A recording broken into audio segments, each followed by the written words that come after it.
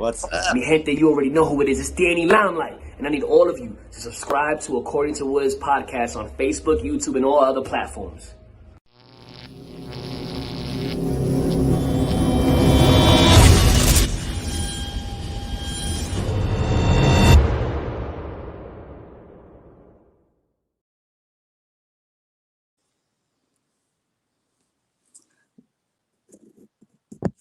I mean, he's the literal king of fun. He's the party captain and performing this Saturday at an undisclosed location, probably in Compton, but don't tell nobody, for Compton Mania, Amped Up Wrestling's Compton Mania. He's the one and only Guy Cool. Guy, what's going on, my man? How y'all doing, man? Just wanted to represent my school. Had to start off with my hat on at least. And, you know, as we were talking, bam, got the abs on point. Sponsored by, all because of my breakfast I eat every day, smoothie and a banana and a dog walk. So that's, you know, gotta start the day the best way you can, right? You know, yes, I absolutely love your training and health regimen, but also, I mean, a banana, a smoothie of some sort, and walking the dog. I'm sure there's a ring rat that has the same regimen, but completely different ingredients.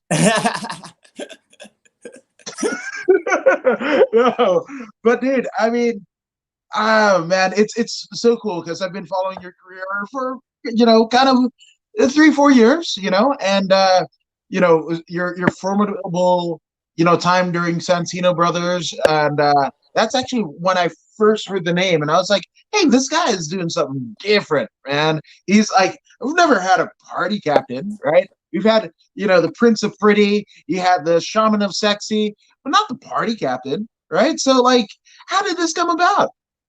Honestly, people they respected my vision that I had for the character, but they didn't believe in it. A lot of them, they thought it was dumb. My own coaches, like Robbie Phoenix, it was cool because it validated that I was able to make this work. I really don't believe most people can make what I do work without it being cheesy and hokey and like just a laughable, like forever opening act just to get the kids and, ha-has and then lose. I think depending on the promoter, they can view me as that, and that's fine.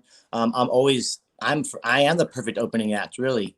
I get the party started. Like, I'm the best first match, really. Like, there was a couple shows where some fans had passed, or like big Cincinnati Red had passed, and there's a memorial thing, and everyone's really kind of, the tone is somber, so. I'm the first match right out after that, after this, everyone's crying, right? And I remember Sylvia, this was like my second match ever at a Santino show. She goes, hey, you got to, bring the energy up. I'm like, who you're talking to? And she just smiled, and I went out and did my thing. And even one time at UEW for Jason Rabb, same thing. And his mom is right next to me. I'm like rubbing her back, just like, I'm crying, she's crying, everyone's crying. And then I hadn't even made my way back to the curtain yet, bro. And my music starts playing, and I'm the first one out. I'm like, can you guys let me get back behind the curtain and wipe the tears behind my eyes first before I go out, for the love of God, And this is real, dude. And so I'm just like, put on my hat, put on my freaking sunglasses, get my bullhorn. I'm the party captain now. There's my bullhorn, my prop. Woo, woo, woo. Just fucking go out there. And I was told, like, it was like, okay, the show started now, So I really think I'm the perfect opening act. So sorry, I was long-winded, but to answer your question, the character came to be because I was 21 in a band and all that. And we had a song called The Party Song.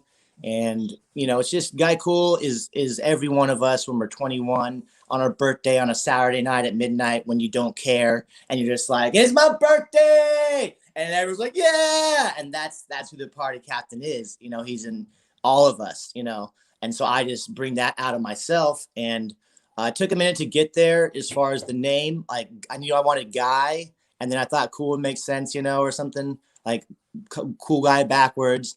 I even thought it'd be cool to put Cool, comma, Guy, but I just like that I don't play off that too much, but it's obvious, Well, I love it. But to give you the answer as far as the name, Cool Kurt Hennig is how I got that answer. He was before Mr. Perfect. He was cool Kurt Hennig. And he's just there like it was like pre Mr. Perfect. I'm like, oh, that's solidified it because he's such a big influence on me. So that's how I got the name as far as that goes. Sorry, I'm really long winded.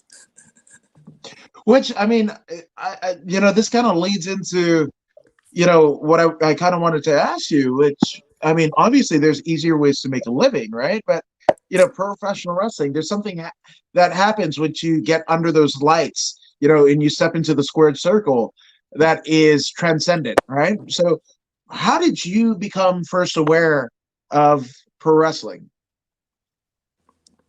Like that it exists, period. Yeah. Like when I was a kid, just walking over to my friend's house, and I think it was Andre the Giant Ultimate Warrior I happened to see. So I mean, just come on, two larger than life characters. You're like, what is going to happen here? And I was just sucked in right away and intrigued and forever a fan of like after 4 years old and stuff. So that's how I came to know it existed. Did you have a particular like favorite wrestler during that time period? Ultimate Warrior for sure. As a kid, the face paint, the hair, the freaking muscles, the tassels, just the colors. I had pictures of me and my friends with my mom did our face paints and stuff. And yeah, he was the coolest. I mean, come on, like for just a kid, you know what I mean? You're just like, he's mesmerizing. And my goodness, he ran to the ring, his music, like everything about him was just so much cooler than, Hulk Hogan. As a kid, I was like, who's this hokey guy with a receding hairline? And, I even as a kid, I was like, I don't shove him down my throat. I didn't like him. I think, have ever been like I don't like Superman. I don't like the main hero that everyone likes. I like more the other guy or whatever, if that makes sense, like the Deadpools and shit like that. No, I love it. I absolutely love it. But I mean, from Ultimate Warrior to Cool Kurt Hennig, which I mean, that was his moniker back in the AWA territory of Verne Gagne and what have you. So that's kind of a departure. So I mean, when did you become aware? I mean, obviously, Ultimate Warrior was your guy, but when did you discover like other types of wrestling, some of the like more technical stuff? Because obviously, Cool Kurt Hennig, the reason why he was just slick, and I think that's one of the reasons why he was. I mean, he basically got the Mr. Perfect gimmick over Terry Taylor, who was just as equally as slick, in terms of stepping in the ring. But I mean, when did you find out about like other wrestlers other than Ultimate Warrior? Well, during that time still, like I liked Mr. Perfect and his perfect drop kick, stuff like that. And Shawn Michaels, the Rockers and their high flying stuff, the Road Warriors, Legion of Doom and their face paint, even Demolition was similar to, just, for the 4-year-old, that's, what drew me in was these, like cartoonish, more like the superhero like characters. I was also in the Marvel too as a kid and collected all the cards and spent all my allowance on the cards and all that stuff. So, yeah. Now, I mean, during those formative years, did you go like, hey, like this is something that I want to do when I grow up? Because I know for me, when I started watching wrestling, I would watch with my friends and we would imitate the moves, right? And then we would always say like, oh, when I get to whatever, and we'd like literally like, I'm gonna beat Hulk Hogan. And I mean, I didn't do it in the manner that Booker T did, but I digress. But like, did you know then, like, oh, I like maybe I could do this? Like when I was a kid, Yeah. And like, so I was like the younger of my friends, like the 4-year-old, and like my best friend was like 5.5, and then his brother was like 7. So we would actually wrestle in the yard, and I was usually losing, But every now and again, I'd eke off a takedown or something. We were just grabbing the schoolyard headlock, and we didn't know what we were doing, but it was driven by our love for wrestling for sure. And, my belief in myself to win was like through the guys like Ultimate Warrior who like were so big. And I was like, I want to be like that. So I would try even though I didn't view myself like that big. So it's really inspiring, to watch wrestling and have that in my life from so young. I'm so thankful for it, really. Yeah. I think that's awesome. That's absolutely awesome. And especially, as a way as kind of being like the little brother in a particular scene, right? And being able to have something to relate to, kind of your older peers. That's, I mean, it's crucial, right? And wrestling was that gap. Yeah, totally. And it's what I like about it too is like anything music, I mean, like us, we haven't met before now, but we are able to have a conversation like nothing because of wrestling, because of our love for pro wrestling. And that it brings people together.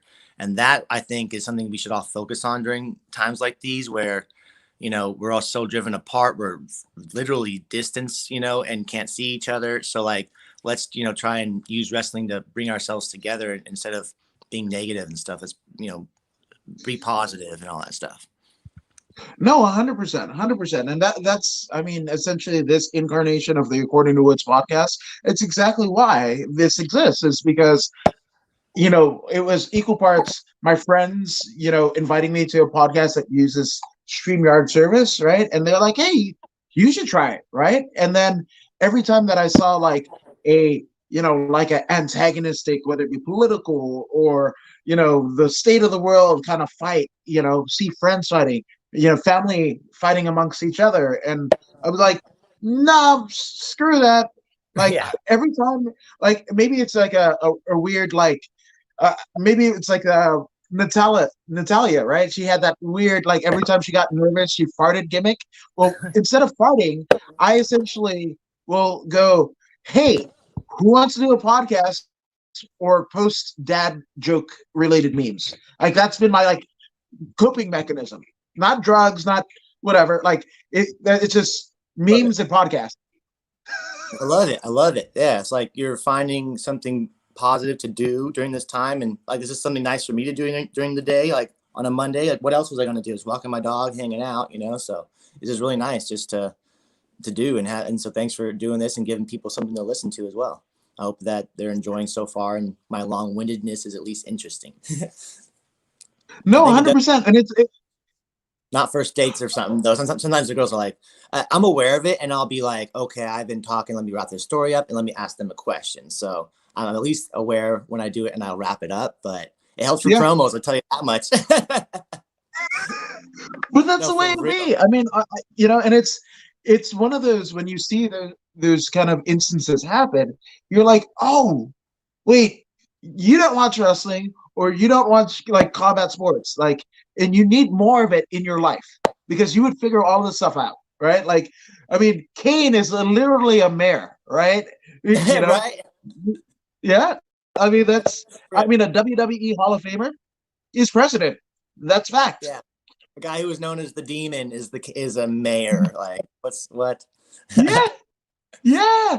Which, I mean, that's it's funny because like, everybody, especially after last night, Undertaker retiring and all that, jazz, and even seeing Undertaker like more himself than the actual character, it's kind of like a frazzling of the brain, right? Because for so long he was essentially the Undertaker. You saw him at a gas station, you saw him on TV, like there was no separation in terms of the character and the gimmick, right? So, the first kind of iteration of like seeing the Undertaker as like a dude, not the Phenom, was when they were actually doing like the rallies, for Glenn Jacobs or Kane's, election campaign, where he would be him and I think Daniel Bryan went to Knox County, Tennessee, and actually did fundraisers for his. Yeah, it's crazy, but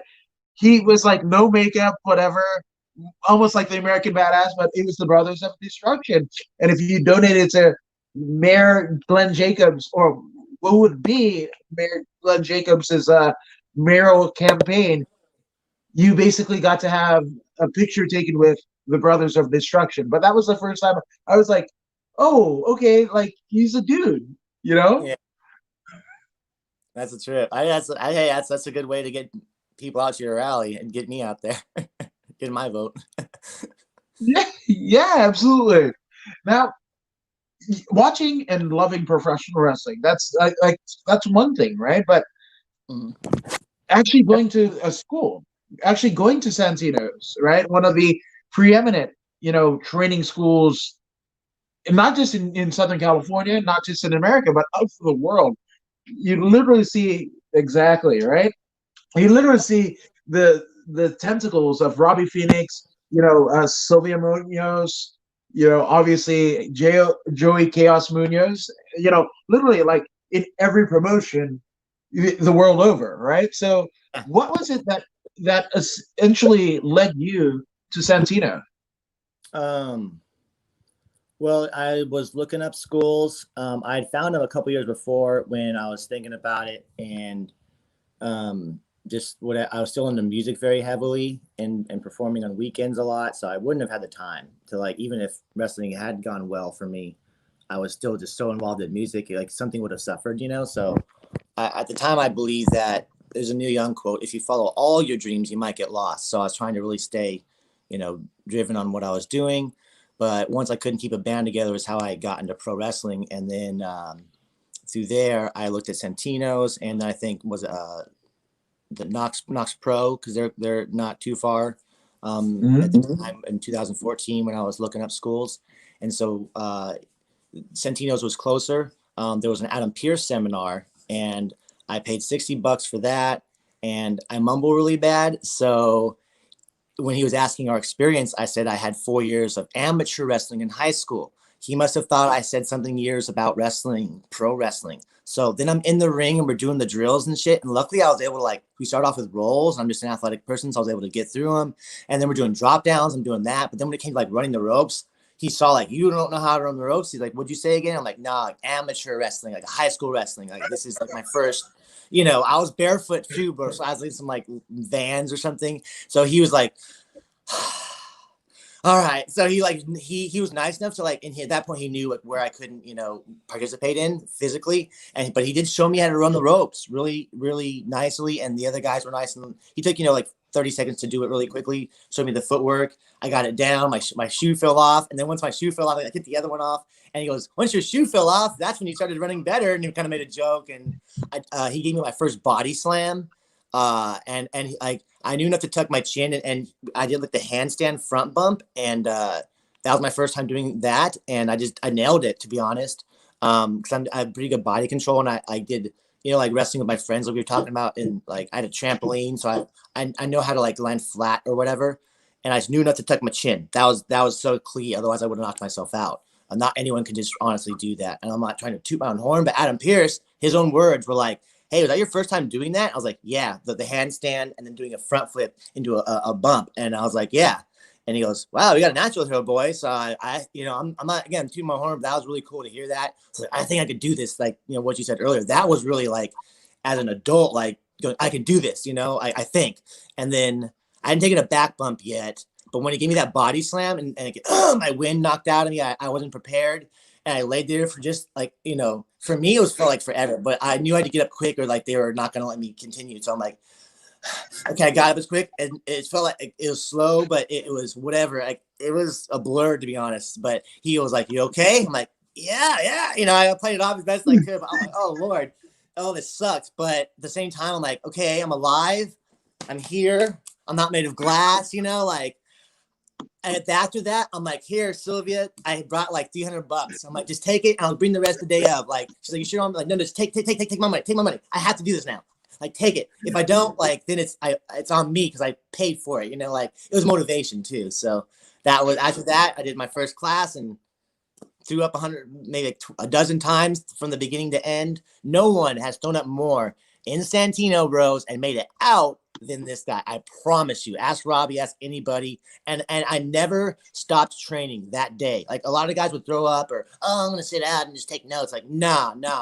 Too many people were looking for excuses. I'm being real right now. Too many people looking for excuses to sit out. And I see it in the students when I was training there recently before Corona.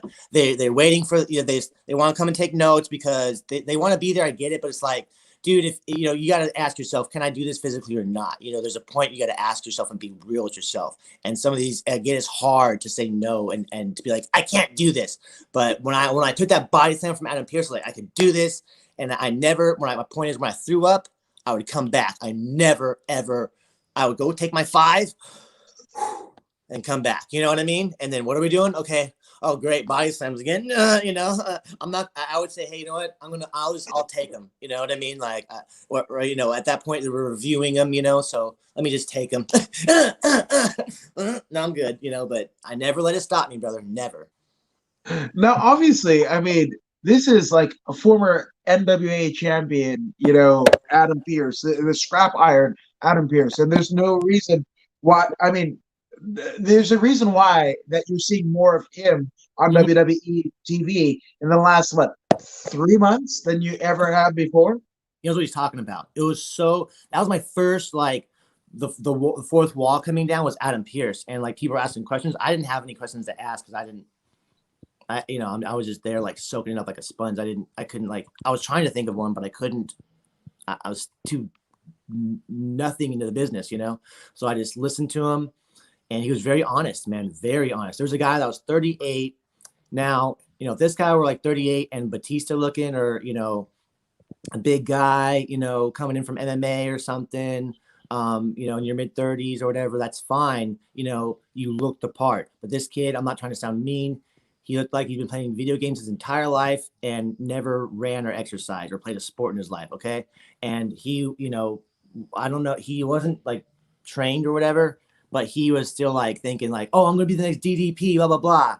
And I'm like, okay, bro, you're already 38 and like, you're not like, again, I'm like nailing some of this stuff day one just because I'm an athlete and I'm an amateur wrestler. And I can see like, okay, this guy like would be a project, I'm not trying to sound mean. Just it is what it is. Adam Pearce told him to his face. He goes, bro, to be honest, you're a little too old, like to be like taken from WWE. You're fucked. He told him straight to his face. He's like, you want me to be honest with you? Or you want me to? He goes, be honest. He goes, like you're 38 and like unless you're like I said somebody, you're probably not going to get into WWE. He said he didn't discourage him. He goes, doesn't mean you cannot have a very meaningful, long career, very satisfying career.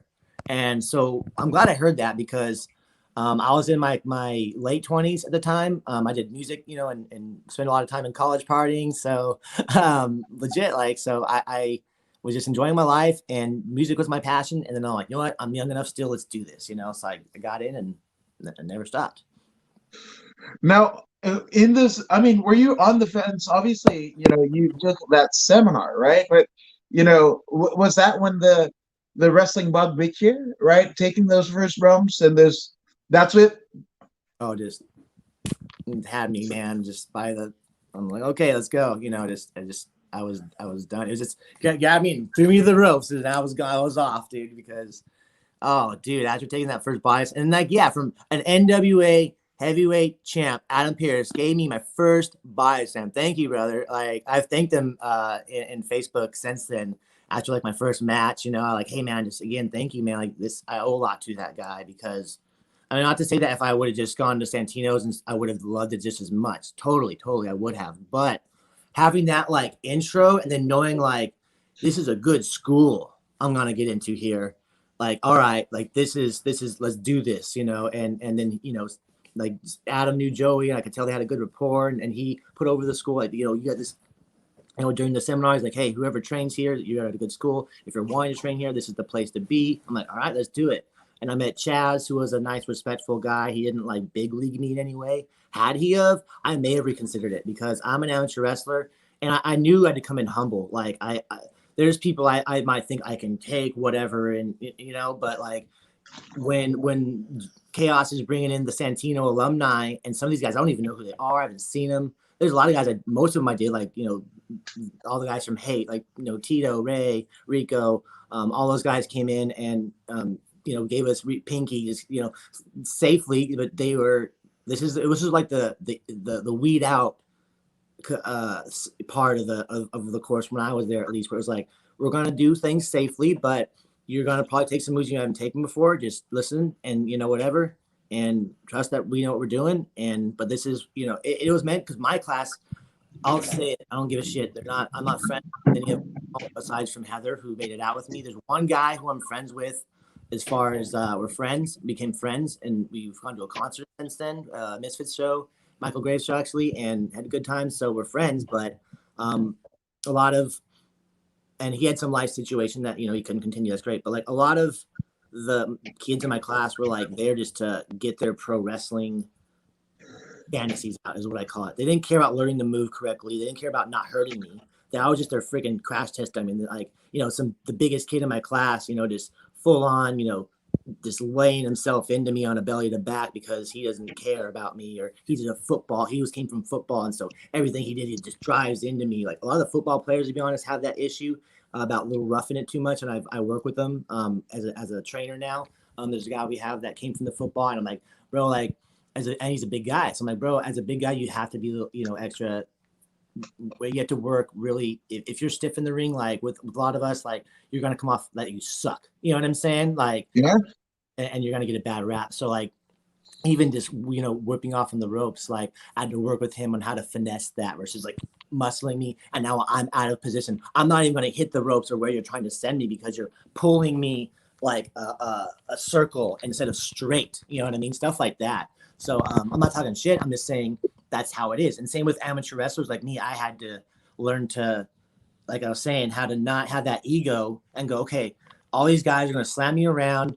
I mean, all the guys from Hate Guys mentioned they're big guys. So I'm not saying I can take them or whatever. I'm just saying, like, I'm an amateur wrestler. Like, I'm not scared of anyone based off their size. I'm really not. I'm not trying to sound tough.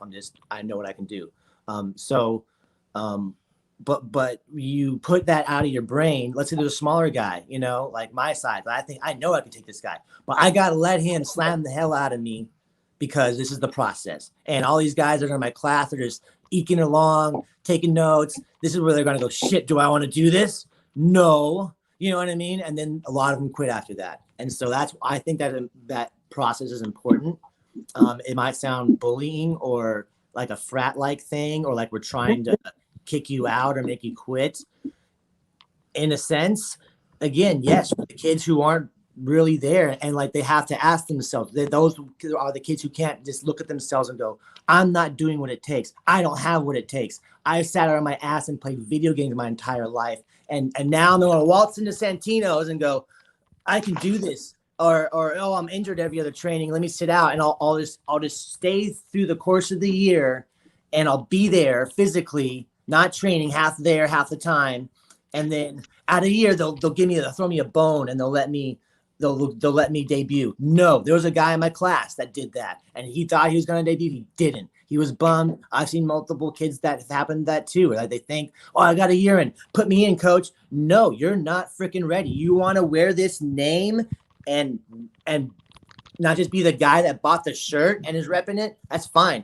Wear this shirt, buy it, rep Santino's as a fan, as another worker. That's great. We love it. But I'm saying if you want to be someone who reps this as an alumni, as someone who goes, yes, I'm from here, this is who trained me, you got to have a standard. And we're not going to put our name on some guy who's going to throw up 5 minutes into the match. You know what I mean? And not even get through an opening match because he hasn't, there's nothing like performing. When you're there, yeah, like guy, cool. Why do you think, honestly, I have a bullhorn? Because my throat was done every time. I yell so much. Yeah, shit. Like, yeah, that they can hear me now. So these kids want to, eke through and think they can get through after a year of just showing up. Nah, that's not how it works. You know what I mean? It's not a show. It's not like high school. You can just show up half the time like I did and get C's and your piece of paper means you're still good. Nope, we don't give out that. We don't give diplomas here. You know what I mean? There's no GED from Santino's. You're a Santino, you're not. And so that's why that shit happens. And that's why I was able to be like, I need to go train more. I need to go do cardio or I'm going to keep throwing up. As an amateur wrestler, I knew I had better physical abilities and I was a partier coming into fucking Santino bros. I threw up a lot.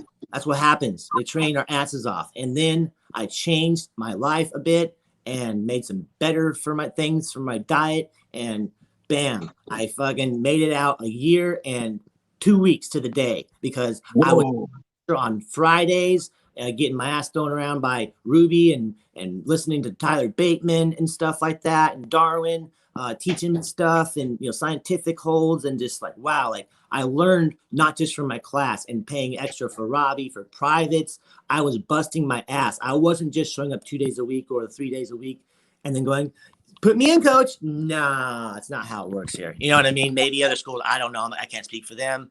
I don't think that's how it works in any pro wrestling school.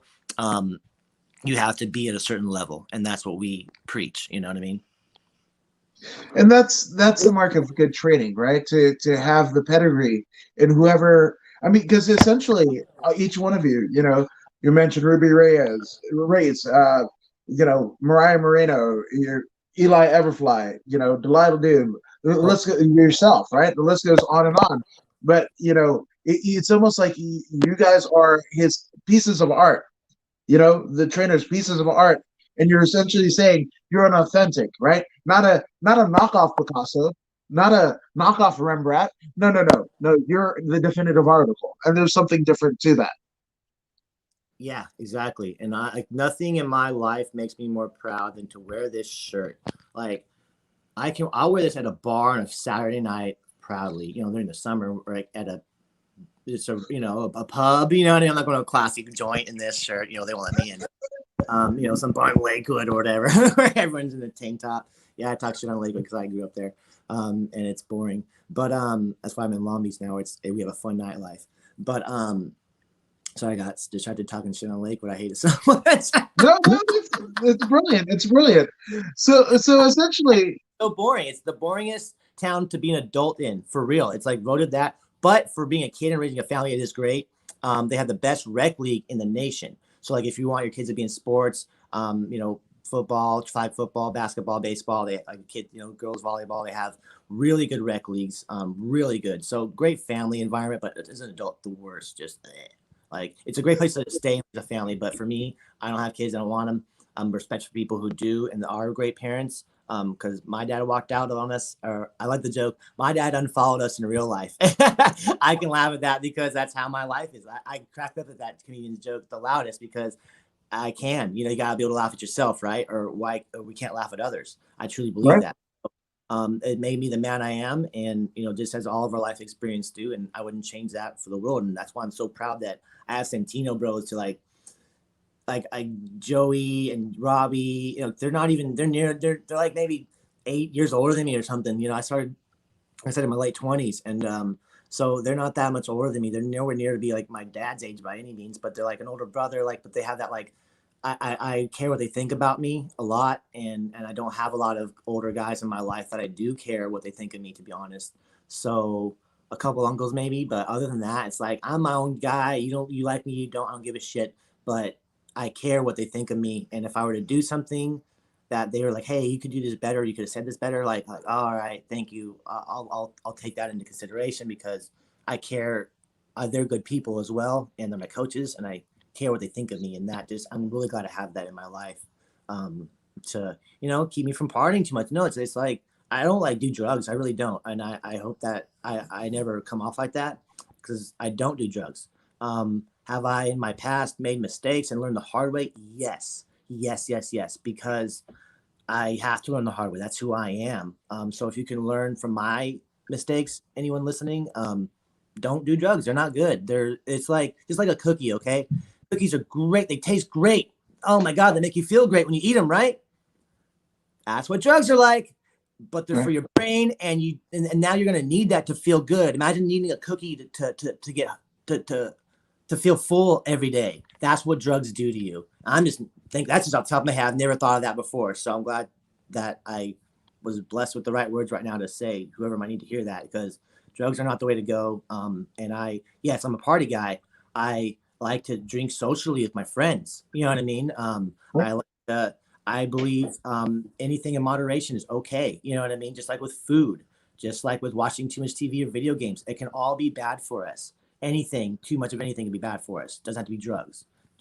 A drug of choice can be a person. To be honest, while I'm being honest here, I am codependent, meaning I put others before myself, and I didn't have a lot of love for myself in the past, and maybe my big friendship circle is based off a need to feel in myself, and I'm aware of that.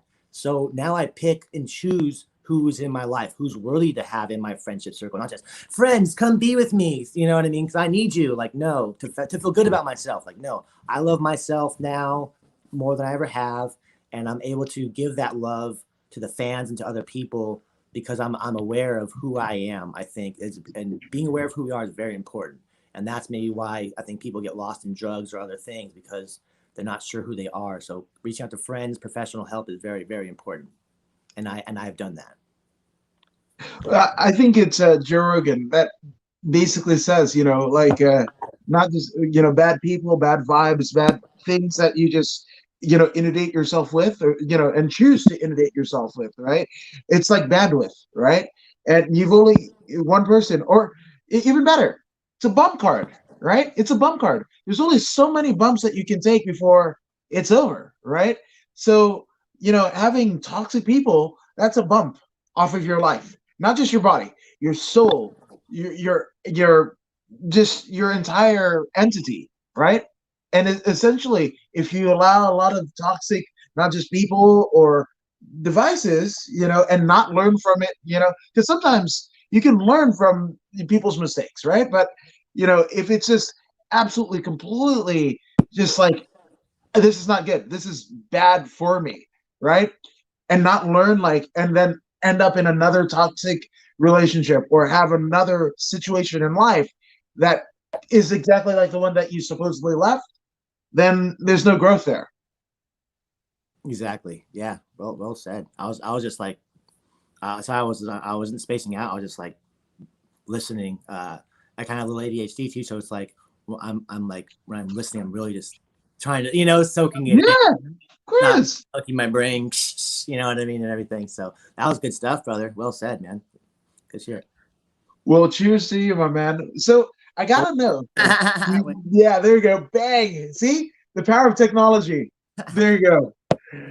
Now, obviously, you said a year and 2 weeks from the day that you stepped foot in Santino's. So, talk to me about the first match. Did that happen at Santino's? And like, what was going through your? You obviously said like things bashing around your brain. It could have been crazy the amount of things that you had in your brain that first match, right? Because of course, training is one thing, but having that first match, I mean, that's a rite of passage like no other. So, what were you feeling? Well, nervous, of course. And my dumbass had a big Chipotle steak burrito. Brody, his girlfriend, and I was telling him, "Hey, man, Brody, if you hate my entrance, but there's a smile on your face, I've hit my target. I've done what I need to do." And he goes, "Okay." And so, anyways, we're eating our burrito, and then I'm nervous as shit, and Chaz slept through his alarm, so he shows up late. And remember the opening match, the dark match, of course, and it's me and Heather Monroe versus the nerds, Darwin, Vince, and Chaz Herrera. Perfect. I mean, it couldn't have been a better matchup because we're like just the Alpha Santino students anyways. We're brother and sister. We're the coolest two Santinos. I think that honestly just we waltzed out that curtain ready, packaged up, ready to go, both of us. She has really also evolved, and I'm really proud of her as her character, and a wrestler, of course, and she's very successful as she should be, really, really well earned. So I was just proud to debut with Heather Monroe, my sister, who has been there day one. She's tougher than me, to be honest. Like when they were giving our chops, she was like, day one, Joey was like, we had 30 kids. I can tell he's probably, all right, let's give him some chops and see who really wants to be here. So they gave us chops, 3 of them each, and this welts are on our chest. And she was the first one to like jump up there, and I saw her go, ooh, yeah, I'm excited. I'm like, what's wrong with this girl? What is wrong with this girl who wants chops? I'm like, and I'm an amateur wrestler. I've been slammed around a lot, like the varsity guys, been, I can be slammed and I hate it. I don't like it, but I'm not a pussy. I'm not like I've been through some shit, but it's like, I don't want to get chopped in the chest. I know I saw it. Like Che Herrera at a show when I was training. Good God. Or before I started, training, I saw him. I was like, do I want to do this? I literally asked myself that. And so, just to debut with Heather, who's been there since day one, was like awesome. So I was just happy to have her there. That helped. That really helped. I think anxiety wise, having her there. So thank you, Heather. Love you. And I couldn't have wished to have any better first tag team partner. Really, I love that girl so much. I'm proud to cry now because that girl means so much to me in my life, and I would do anything for that girl. So thank you, Heather, that you are just my friend and my sister. Santino brothers and sisters. I love you, girlie. But anyways, so I couldn't have asked to have a better first partner in Heather Monroe, and we just killed it. We were natural chemistry because we had the brother sister thing there, and we've been through so much already, through training and getting our asses kicked together.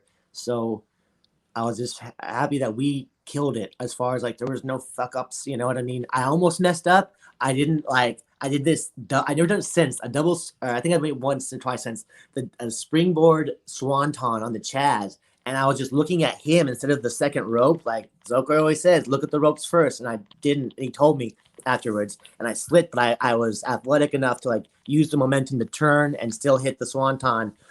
Barely at least, but I just got him with my shoulders, at least nicked him and at least affected him the least. But so I didn't fuck up, but I was like, whoo, like it was like poetry. It was like, what do you call it? Like controlled falling with style, like what he says or whatever. It was really like falling with style. And so it was awesome, but Chaz was late. And of course he's kind of, to be honest, I don't give a shit. I love you, brother. But sometimes, calling a match with Chaz is just, yeah. I love you, brother, but we've like one time at UEW recently, like someone like, bro, I thought you two guys were gonna fight. Like we're brothers, like we're actually friends too. So like, and like when I get in like you've seen it even here through this interview, like when I get intense, I get intense. You know what I mean? I'm really chill, but so like when I go from chill as fuck to intense, it's like, are they gonna fight? You know what I mean? And so someone thought we were gonna fight. So, but just being there, Chaz was awesome because he was there since day one, and Darwin had really, worked with me a lot, and so we had all been familiar with each other, and we were there to just put on a good show. We did. We went over our time like 5-6 minutes. We got in trouble, and but it was awesome. It was the best experience. It was at the AWS hall. They left for a while, and they gave us the venue. So Santino's was running exclusively there, and so that was cool to like debut there. My first match at like, all my friends were there. I had like 30 people in the crowd for me. And like the playoffs were going on. So I'm sure that helped the ticket, sales or whatever. Cause when the debut kids, like whenever they debut, like their whole family comes out, even the ones that don't watch wrestling, they're curious to see what we've been working on. So that was just great. All my friends, my mom was there. My mom got a high five from Brian Cage. I was like, she was funny. She's so cute and sweet. And she's the sweetest lady in the world. That's why I'm such a cool guy who is able to be around so many girls and be so comfortable. And I have a lot of girls in my family, you know what I mean? So it's just like, girls are just like they don't like, it's not like, a girl, I'm just like, yeah, you're a girl, whatever. You know what I mean? It's just like, are you cool or you're not? You know what I mean? Like what? Like who cares? Like, I'm not that guy that's like, oh, you're a girl, you're in a pedestal, love you, oh, hi. You know what I mean? Like, I'm just like, we're here, what's up? You know what I mean? So I know like my style with girls is not like, it's like if I see like a bunch of guys around a girl, I'll ignore her. And in that way, I'm not shunning her, I'm not being rude, but I'm just not gonna go up to her unless it organically we cross paths. I'll be, oh, hey, how's it going? But I'm not gonna be, oh, hey, like I'm guy over here. You know what I mean? Like, like I don't need her approval. Like I'm not a dog looking up a tree at a squirrel like all these other guys. Like I've literally seen that. You know what I mean? And then later on, I end up talking to that girl and we have a good conversation, a real one. You know what I mean? Because I'm not doing what the other guys are doing. So that's just a little hint how to be cool for real. Just like be you, man. I love it. But there's a sense of confidence, right? That that exudes here, right? In every aspect, your personal life, professional life. So where does that come from? Because right now, this year, people need a little bit more confidence. People need a little bit more positivity, right? So where does yours come from? It's not so like a little bit, to be honest, is from vanity. Like and being an exhibitionist, I took recently the narcissistic personality test because I'm really interested in personality traits, and all that stuff. And I'm kind of a deep thinker in real life, to be honest. So, and that's why I think I can throw a good party, is because I know, okay, people from this, that, and other groups are coming. Let me have something for everybody, you know, and let me have a nice icebreaker, you know, opening, you know, whatever, and then everyone's friends, you know what I mean? Like, whatever.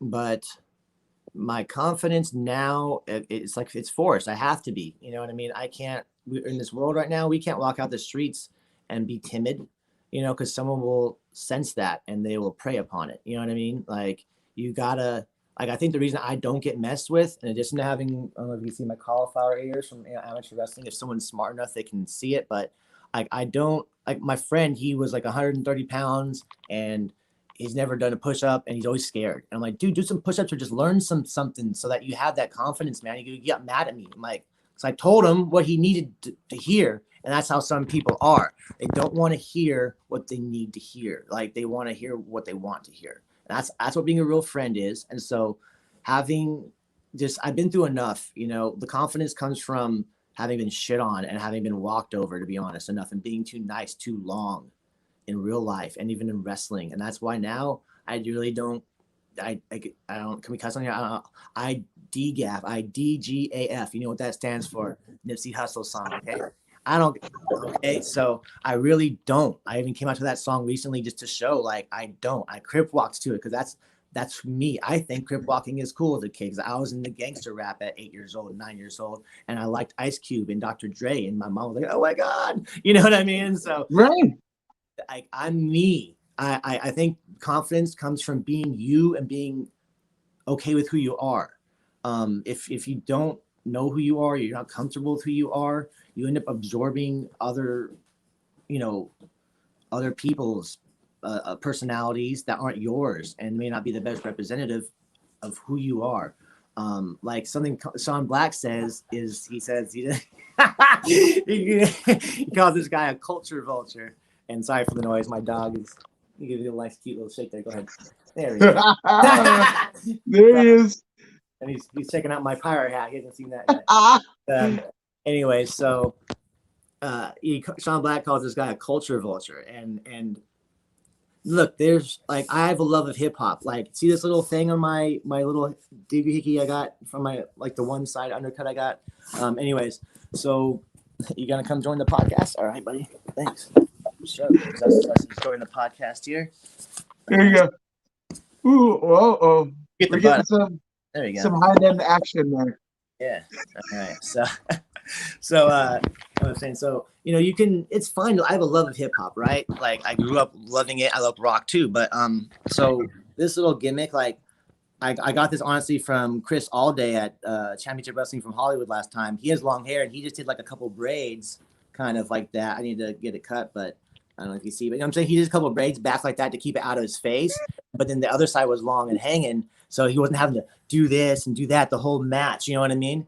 And so the one of the producers there, Danger, she was like, oh, like, I like that. It's just a little different, unique to him. And I'm not going to steal it or whatever, but I was like, oh, if I could do like a cornrow more so, his was just more like pretty boy braids, you know what I mean? Like Billy Gunn. Yes.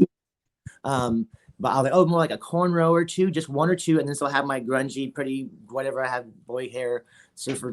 I got hair now because I was sick of my faux hawk. I look like an overgrown 17-year-old.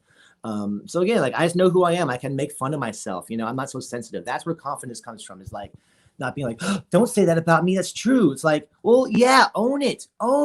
You know what I mean? Like, I had a faux hawk that looked like that I had since high school. Just like it went from the Liberty spikes all around to then just the little front gimmick that everyone does. You know, I was doing basically for God knows how long, not too long to do it. But I was like a unicorn. So I got sick of just too much gel in my hair. I wanted to grow my hair out. And so I honestly, this just doing my hair was like, am I going to look stupid if people are like, oh, Geico looks different and like, it's going to change my look? Who cares? Own it. You know what I mean? Like one of the promos I did, I was just like, I got in the camera for SoCal Crazy. I was like, SoCal Crazy, I respect you, brother. And so I took off my hat. So it was like me, like looking at him in, you know, like breaking character a little bit, you know, Yeah. like, that sense and be like, yes, I respect you. I'm looking forward to this match because it was true. And I'm bummed. I'm still looking forward to it. Something happened. I don't know. I hope he's okay. And we're still going to wrestle. But so confidence comes from being you and owning who you are. Yes, I'm a pro wrestling fan. That's something I want to tell you guys. Own it. You know, like ask a girl to a pro wrestling show, or a guy, or whatever, or you know, whoever you like. I have friends that of every race, religion, lifestyle, color, Yeah. creed, age. You know, someone's 55 doesn't mean they're not freaking cool. They probably have more money than I do, so they can do cooler shit. So they can invite me to other cool things that I may not normally do. You know what I mean? Like people are like, oh, I only have friends that are my age. Like, why? You know, like I have friends that are much younger than me. They keep me young and youthful. You know, all these young Santino students and stuff. Some of them are my age, some are older. I don't know, but just their enthusiasm is like, oh, I love being around that. So being around positive people, putting yourself around the right people is like the key to having confidence. Because if you're around people who are tearing you down, how are you going to have confidence? Like I say, with friends like these, who needs enemies? I have, and I had a lot of friends like that. I've either stuck to them and we've broken off for a while, and then they Yeah. came back to me, and now some of us are friends again, or some of them aren't worth talking to anymore. And I know where I stand with them, and that's okay. I don't need everyone to like me. And that's another thing. I used to need everyone to like me. I don't anymore. I like myself. I love myself. This guy and I have a good thing going. He loves me. Come on, buddy. He's like, come on, man. I'm just trying to sleep. See? You know, like I have so many good people in my life, wrestling friends, you know, that are just the best people. And like, again, I wouldn't have met these people through other means, but wrestling's brought us together.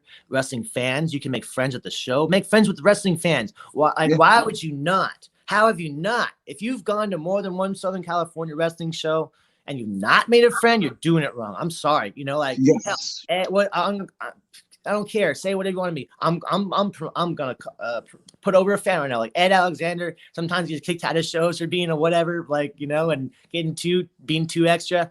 But hell, having him there sometimes, getting his rowdiness is gonna rub off on you. Now you're getting rowdy, and you may not have had the what do you call it?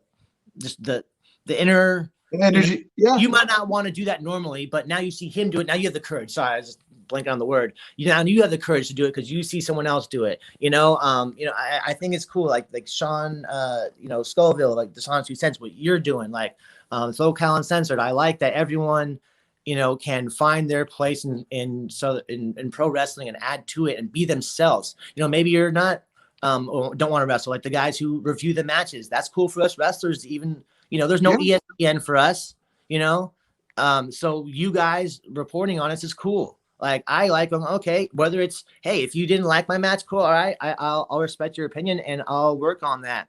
Or if you liked it, doesn't mean that, maybe I thought I could have done better and you thought it was the greatest thing since sliced bread. Doesn't mean that now it is because you say that. That's great that you think that, and that's great that you think I could do better. Like, either way, I appreciate just some feedback on my performance, because there's no ESPN for local SoCal wrestling. Now we have a platform because of all these podcast people and all the fans who get involved to be more interactive and have more of a platform. I think just nothing but a positive thing. Well, I appreciate it because, I mean, if not for you guys, I mean, literally, and it's weird, right? So for me, I'm half American descendant of slaves on my dad's side, and then, part Fijian on my mom's side, right? So I thought between both genetics, like I was going to be 6'8", go to wrestling school, or, probably slammers or something like that growing up here in LA. And then, maybe going to Japan, right? Making a buttload of money there, little an assload, like Funk, Terry Funk, Stan Hansen driving over the AWA title, that type money. Like, that's fuck you money, right? And then I would blow out my knees and then basically regress into probably a commentator spot at a promotion, here in North America, right? Well, genetics are a motherfucker, and I filled out to all of 5'9". And again, that seems cool, right? Until you think about almost exactly the genetic traits that I have are some of the similar ones found in none other than, Dwayne "The Rock" Johnson, right? So, he's huge. I'm 5'9". There you go, right? All things aren't created equal, but what that did was like, okay, maybe I don't want to wrestle. Maybe I don't want to get punched in the face in MMA, right? And I loved your steak burrito story before your first match, because I did the exact same thing rolling jiu-jitsu, and we were practicing knee on belly, which is exactly what it sounds like. And I had probably one of the biggest people in class after I gobbled down that damn steak burrito and knee on belly. And oh my gosh, my so I went from white belt to brown belt. Not because of my acumen, it's just what happened. Just Uh-huh. just saying. You know? Yeah. But shit happens. Hell. Oh, no, really? But again, but these are things, right? That, what way could I potentially show my love for the sport, show my love for the athletes and the promoters and like the people that do it, right? How can I basically flip it and become an asset, right? How can I show people my love in a constructive way, right? That, everybody ends up looking better, smelling like roses after. And that's what this has done. And it's kind of crazy because like I went to school for this in 2003. I went to the Academy of Radio and Television Arts in Huntington Beach, right on beach in Edinburgh, right behind the BJs, right? Does Joe Rogan have a broadcasting degree? No. Eric Bischoff, Bruce Mitchell, everybody with all these podcasts? No. And you don't have to have it. But again, all you have to do is make a positive impression, and it's weird. It's so simplistic. But to be in a situation where you leave the situation better than what you came into. If it's great, make it greater, right? If it's, not so great, well, do something to make it great, right? Like that stuff, right? And I think it's something that unfortunately, even because it's so simplistic, it goes right over people's heads, and it's just like, nah, man, I want you to do well because you're in my community. If my community does well, I have to live in this community. So that's awesome. So why not be well, right? Yeah. It's like we're doing right now, just being well, chilling, Like you said, like make make it this great, make it greater, or what's the quote? Take a sad song and make it better, Like Yeah. why I don't care about kind of like we were saying this before we started this. Like Sean Black made a post the other day saying like, advising rookies, guys, year 1 through 3, just like work where you can. Don't like some of the guys who are much more successful might be able to get away with not working smaller, whatever you want to call it, shows or this and that area. I don't believe in that. I never have. I never will, no matter how successful I get. If I go to the biggest, whatever, like if I'm a world champ, wherever, a world traveled, great. And when I'm back in my hometown, if the same place I started at wants to book me, or I'll ask him, hey man, I'll wrestle for free in front of, my people who love like that feel of like he's back, like he went up and he's back, like we remember him before, like that feeling. You can't buy that. No real crowd arena is gonna make that feeling, like so. Like I just I'm sorry, kind of rambling, but I'm just happy that I can do it. So I don't believe in not wrestling here or there or working this guy or that guy. A real good wrestler can have a good match with anybody, anywhere, anytime. I don't need a top athlete, a world-renowned athlete, whatever, to have a good match. I don't. I will have a good match with anyone, any age, any athletic ability, because I am a good wrestler. And that's what good wrestlers do. I don't need to go to the top, organization and have the top wrestler of that place to have a good match. Well, I hope so. If you're in there with their best guy, but when you're in there with some year one guy who's really nervous still, or, he's still trying to figure out what he's going to do, you really, do a lot with that. You really can. And you can teach them. And I don't believe in that. I think there's kind of this gap where like a lot of the upper guys work with each other. And then a lot of us down here kind of work with each other. There's a few that go up in between, but there's still some gap, I honestly. And like guys like B-Boy, Famous B said it back in the day. he's the one who's bridging the gap. You know, guys like Robbie, who are still on the front lines, been there for 15, 20, you know, whatever, 18 years he's been doing it now. Yeah. Still taking bumps in training and still, you know, showing these kids how to do it on the front lines. And then wrestling guys like me at Up All Night and, you know, his students at Up All Night, like killing it, you know, like they lead by example, you know what I mean? And I think telling someone to not wrestle somewhere because they think they're above it is bullshit. I can't agree with you more. Which, I mean, you mentioned Sean Black, you mentioned Amped Up, Amped Up Wrestling's Compton Mania, right? Yeah. And I love it because, I mean, Sean Black, much like me, grew up of a person of color in Inglewood that loves wrestling, and he made good on it, creating Amped Up Wrestling. And this Saturday at an undisclosed location, right? Mhm. Compton Mania is happening, right? And you will be participating. You I will will be competing. I know I've been like, you know, have my shirt on, but y'all don't even know. I've been look at these abs are like right now. Like, sorry, I'm like weird angle, but yeah, I'm all fucking in shape. Okay, I'm ready to go. I have been drinking my smoothies, eating my bananas, but this is gonna be a crazy match. I'm gonna go against Jerry Gigolo. Like this, I really hope this. You know, this. I know like things are kind of with Corona or whatever, but like it's going to be a social distance show. There's going to be temperature checks. All us wrestlers are getting Corona tests. I have mine tomorrow.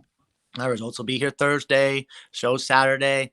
We're all, you know, doing everything we can to keep it safe for everyone. I'm not going to get too close to any of you fans. I'll throw out some beers. I'll toss them to you. I'll have gloves on. Okay, like the reason I'm able to not get Corona is I'm kind of a germaphobe, to be honest. Like even in wrestling, when we shake each other's hand, you know, training, practice, otherwise. After I do that, I treat my right hand like it is disease. I don't go touching my hair, my face, and my eyes and whatever. I go to the bathroom or I use sanitizer, and then when someone gets to like you bastard, and I'm gonna shake your hand and I'm gonna sanitize again. Like that's how I am at training. Even though we're gonna go wrestle and you know touch anyways, just like the right hand, that's what you use, you know, that's what you touch the doorknob with or whatever. You open the gate to you left, you know, your work that hundreds of people have touched the door, you know, of, and you haven't washed your hands since, and then you come in and shake my hand. It's not necessarily about you, and I'm worried that you're the dirty person. It's just we all touch things that we don't. 7-Eleven doors, you know what I mean? Like I try to avoid them because I had to drop some full legit there a couple of months ago, but you know, just people are crazy out right now. You know what I mean? Like I got attacked, you know, and I was like, whoa, I mean, let me get out of here. I guess I'm not buying this water. You know what I mean? Shit, I'm thirsty after that fight too. I'm like, shit, all adrenaline going. Like, I guess I could use some water, have some gum, but you know, no, man, just like I said, stay safe, everybody. It's nuts out there, but yeah. So I'm excited to wrestle Jerry Gigolo, and man, like got the party captain versus Jerry Gigolo. Come on, like that just on paper, like Yes. I'm scared of what I might do. I'm like this is gonna be one where like, all right, well, this is just like I'm excited for this, not because of like the wrestling moves.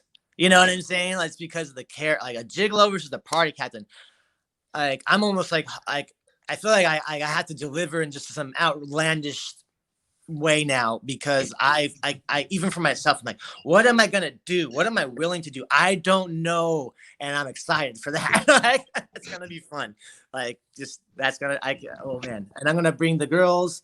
On my entrance alone, I promise, will be worth the price of admission. I made a post about it recently. You think Guy Cole is gonna make a post saying, "Oh, calling out everyone else, is your entrance worth the price of admission?" Mine is. I guarantee it.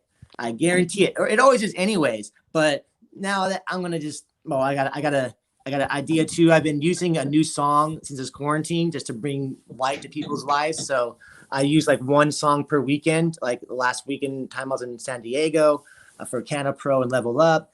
Back to back. I used I Don't Give a by Nipsey Hussle. I don't give a F by Nipsey Hussle. And I came out crip walking, and some guys like, were you crip walking? I was like, yes, I was. Not because I'm a crip or in a gang or I think gangs are like good ideas or whatever. You know what I'm saying? I'm just saying that like the dance as a kid I thought was cool. I was like, what is that? That looks, I want to, and I couldn't. And so then my white ass had to YouTube, how do you crip walk? Yep, I did, and I practiced it, and I nailed it. I did it better the second night. That's why I want to do it. Like if it's a weekend, I'll do like that song the whole weekend to kind of perfect it. And then the next show, like just to bring what I like to people's lives. Because Clap Goes the Booty, everyone loves it. I'm gonna debut the music video soon. Actually, I just got all the footage in. Oh my goodness, it's like legit. My own original nice booty footage, not someone else's, and it's real. It's body positive, like it's not, I can't compete with Nicki Minaj twerk, okay? But it's Clap Goes the Booty. It's gonna have some booties in it, and it's guy cool. It's gonna be fun and entertaining and silly and goofy and all that shit in the ADD 7 or 5 minute, whatever it is, 3 minute video, and I'm gonna probably have someone help me edit it, because that's not my strength.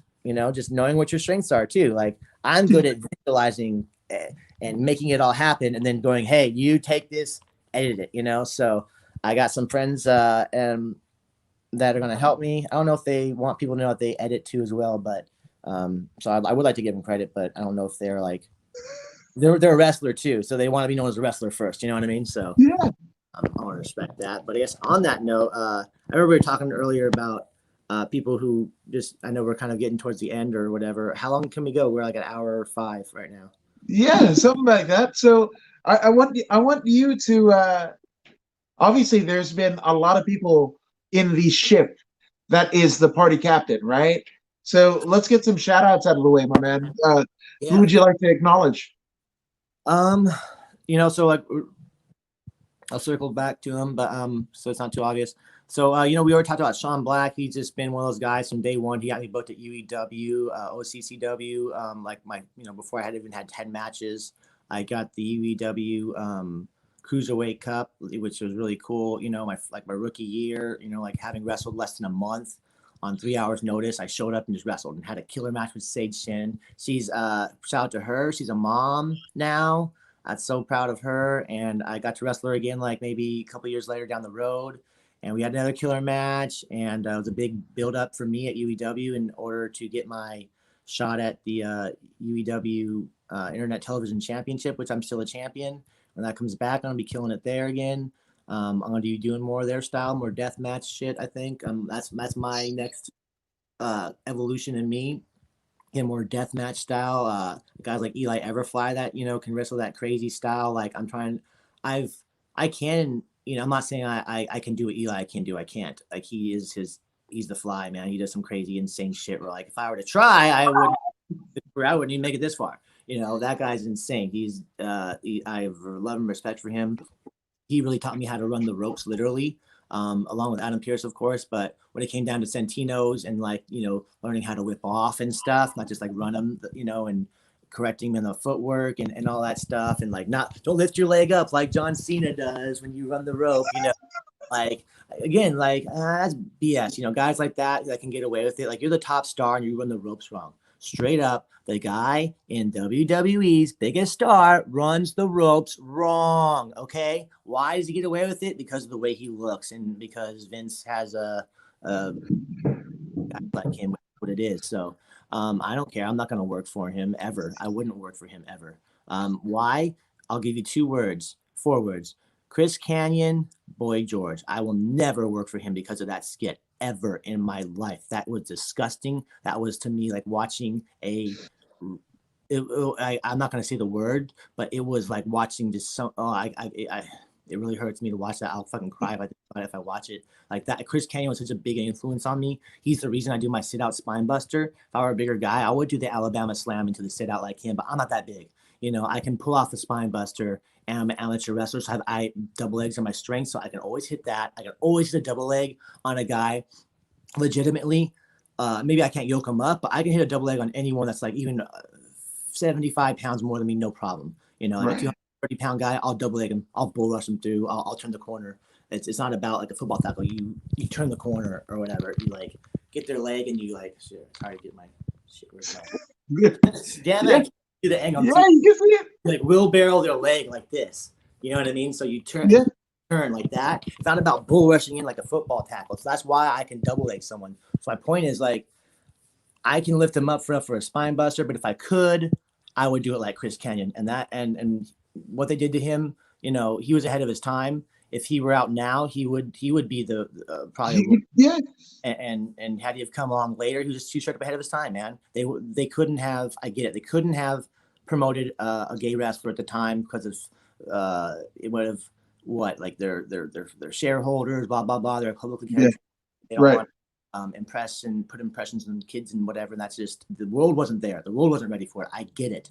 Not just them. The world wasn't. Okay. So it's not them I'm blaming, but what they did because when he wanted to be the first openly gay wrestler was Right. and that's what I will never. That's why I won't wrestle for him. In addition to many other things, maybe if someone else is the owner of the company later, I would. But I don't care. I'm not going to work for him. I'm not shooting myself in the foot. They're not going to hire me anyways. If they did, Adam Rose and what's his freaking name? No Way Jose. Nowhere. No, Now, okay, they failed because they aren't me. That's why they failed because they didn't have the party captain. They didn't have me doing what is real, what people can relate to. You can add 100 freaking people in a conga line, and that is not going to get them over. That is not going to generate connection with someone. A cheesy line. It's party time all the time. Who gives a shit? You know what I mean? You're not like making me give a shit about you. I make people give a shit about me. That's why I work, okay? And that's why I'm always going to work, whether I'm on the independent circuit, on a veteran hall, anywhere where I'm always going to be happy to wrestle or always will probably be. And that's fine. That's where I want to be. I want to be free to do my art. No one owns me. No Miserable Millionaires Entertainment. What does that stand for upside down? Okay. Yeah. Miserable Millionaires Entertaining. Okay. McMahon made entertainment. It's for him. It's to himself off. All right. I am not working for him. I'm not shooting myself in the foot. He will never hire me anyways. I'm too mouthy of a person. I know who I am. I'm not a pawn. I'm an artist. Guy Cool is an artist. I come out. I can do the Nipsey Hustle. I don't give a F because I'm me. Honestly, and it ain't hokey. It ain't me trying to be a culture vulture. It's me being me. And that's why people relate to it. I'm having fun, so they have fun. I'm not desperate dancing. Like, no, do you like me now?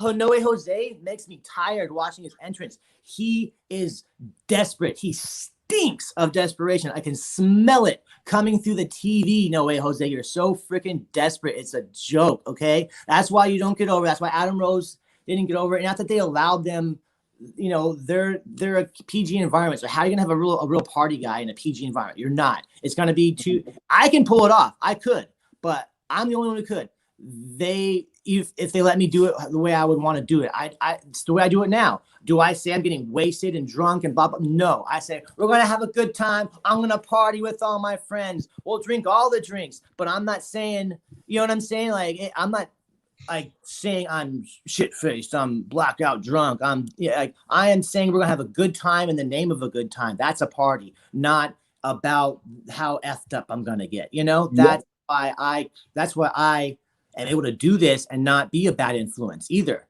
You know, and that's why I can be the party guy and be relatable and be real. And the guys at the bar like me and the kids like me without being bad influence on the kids. You know how hard the fine line that is to walk. And the reason I'm proud I made a mistake at a 5-year-old's birthday party against Sean Black. I'm doing my rap, and I had made a PG version, but he told me to do a rap about him. I did. And I kept that very PG too, but I'm worried about keeping that PC. You know what I mean? Yeah. And I'm like second match, third match. I'm like, yes, sir. I'll do what you want. You know what I mean? Even though I'm like, you're trying to ruin my career 2 matches in, Sean. You know what I mean? Like, I love him and he's my brother. So I was able to do it as like a friendship thing. Like I'm rabbing on my friend, you know, and it still got what he wanted across. But my point is I sang my party song. I didn't change the lyrics at a 5-year-old's birthday party. I messed up bad. And Sylvia chopped me, and I got my ass handed to me by all the members of Hate.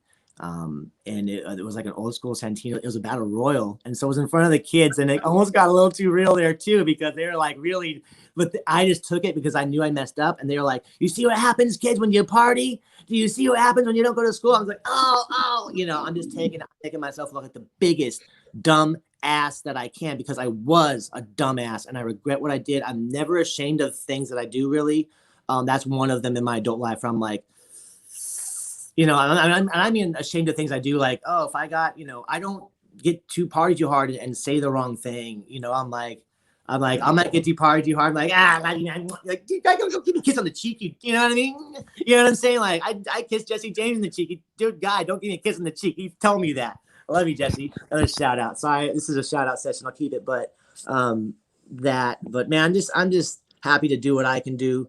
I know I want to angry rant about people I won't work for, and that's because I have to be an artist, man. No one owns me. Like, I'll be fine. Like, I know I can still waltz into any company, anywhere, anytime, any TV program. I just waltzed into Championship Wrestling from Hollywood. Here's a shout out. We'll keep it going. I'm sorry. Shout outs right now. Here we go. All our shout outs. No more negativity. Shout outs to Championship Wrestling from Hollywood. They gave me my 6th match ever. Okay. On TV against Brody. I was shitting my pants, but we did, I heard Dave Marquez said, well, they didn't suck, you know what I mean? So that's all. Or if he calls you the drizzling shits, then you're the worst and you're never coming back. So I didn't get called the drizzling shits. I didn't, he said, like, I know it was me and Brody King, so we're not going to have a shitty match. I did some hurricane ranas, drop kicks, blah, blah, blah. He went the wrong way, his rookie ass, on the Swanton, because he was thinking he's going to get out of the way, right? And I'm like, I'm going to go, I dropped him like, I don't know, umpteen times, got him down somehow. This is my chance. I went to go finish him. He rolls the long way. I'm like, oh, I'm still going to land on this fool. I did. And I pinned him, and he big ass, brute ass kicked out. I'm like, damn it. So, maybe I had to wear him down a little more. I could have finished him with the Swanton, but he kicked out, went for it again. He caught me and finished me. So that was just an epic. That's why I can walk into any company. I can walk into AEW tomorrow, or Impact, or Ring of Honor, or New Japan, and be fine. Like, the pressure, I know how to work TV because of Championship Wrestling from Hollywood. I love you guys. Thank you, Dave Marquez. Thank you, Ref Jeremy Marcus, for getting me in the door and kind of networking that. Thank you, Nick Bonanno, who's there now and running it. At the time, Yuma was there and gave me an opportunity. There's so many names. I don't want to miss anybody, but you guys all know who you are, and you give me the opportunities to be Guy Cool on national television. Oh my God. Like that, bro. Like, if I retired tomorrow, like, just because I'm able to do that. And I know that there's a lot of wrestlers who've been working 10 plus whatever years, 15 years, who haven't got the chance to wrestle on national television like that. And that they would like to work there. And I hope they do someday. I don't know why. Maybe it hasn't happened. Maybe they live far. And I know you got to go and pay some dues. You got to step the ring like I did. And, just make face, network. You're not going to maybe show up the first time and get booked. But if you have to drive far, I know that's disheartening. You're like, F it, I'm not coming back. I made an hour, a couple hour drive, whatever. Like, look, man, it's not an easy drive for me either. It's a couple hours, but I do it, and I did it for a long time. Especially early on when I knew it mattered. And it still does. I last time I was there, I was still. Luckily, the ring was up when I got there, because they did a taping the day before, but it needed to be taken down, and so I stayed till the very end to make sure everything was put away with all of us guys who, are happy to do that. And there's guys who are the reason that television program has viewers, and they're the draws, like, and that's fine. I don't expect them to do that. They paid their dues. I'm still happy to pay dues. I'm 5 years in. I don't have an attitude. I never will. I think that's really important, to not have an attitude, and just to know, like, you can always help. You can always, never hurts, even if it's, grabbing a couple of things. You see someone struggling, and maybe you are that veteran who just doesn't need to anymore, and that's fine, and people will understand that. But hey, let me get you this over here, buddy. Just something like that will go, oh man, he's still cool. Like, that's how I want to be viewed. I never want to be viewed as the guy who thinks he's better than anybody, or like, I'm always gonna be one of the boys from maybe I'm not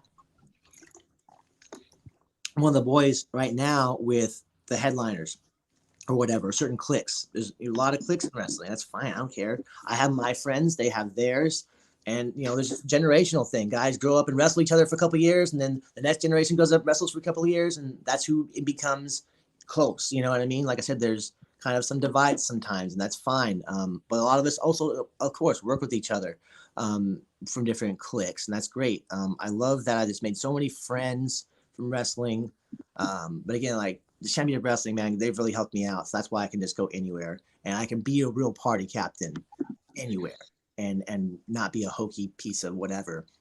that's just going to be off of TV in 6 months or 3 months. You know what I mean? Like, I will always matter. You will always care about why Guy Cole's in the ring. That's the difference between me and Adam Rose. You don't care about why he's in the ring. You don't care about why No Way Jose is in the ring because you don't care about No Way Jose. You don't care about Adam Rose. You care about Guy Cool. I feel it. When fans are cheering for me, they're cheering for me. Okay? Yeah. Like, I almost feel like I'm letting them down. I'm like, shit, I gotta get up. I'll get my ass kicked again. You know, but like I hear them, man. I'm just like, I have to do something. Like, I'm tired though, you know, but I can't let them down. No, really, you guys, like wrestling is tiring. And what keeps me to like in shape is not because of amateur wrestling. My senior year, I partied and I lost a lot. I probably could have had a wrestling scholarship better than what I got to some whatever little college I went to just to get a free ride. But I could have been in a more prestigious school and all that shit. You know what I mean? Had I not partied. Again, I've learned the hard way. And that's what I'm not doing now with pro wrestling. I'm taking it more seriously. I'm training and, you know, I'm just glad I get to be on TV now. Like when I was on TV and Championship Wrestling from Hollywood, I looked good, bro. I had my 6-pack going and I used to look in this mirror and like try and flex. Like, how am I gonna look on TV when I come on my entrance? Like, if I suck it in long enough, you know what I mean? Like, but it was never what I wanted, you know? And so this time I was just like, this is what I want.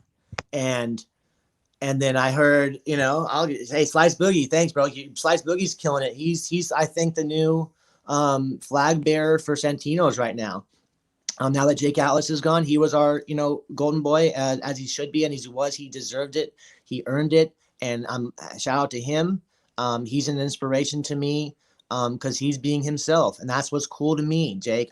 Thank you for being you, brother, and thank you for your friendship and working so hard. And I told him if I had a coach like him, as far as like growing up in high school, or even Joey Munoz and Robbie and all the Santino's crew I have now. But I know Jake is a coach in gymnastics, and I saw how he was tough with them. I'm like, bro, if I had Coach Atlas as a little tot too, was my point. I would have been like, you know, state champ and everything. You know what I mean? Like, but I didn't at my school.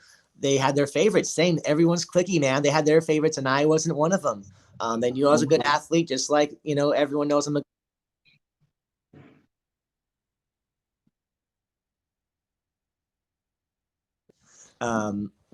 yeah. So, we were still good, right? Yeah, you're good. Okay, yes. I literally, sorry, not just some girl, a girl I'm talking to. She's really nice and sweet and all that. I didn't mean to make myself sound too cool.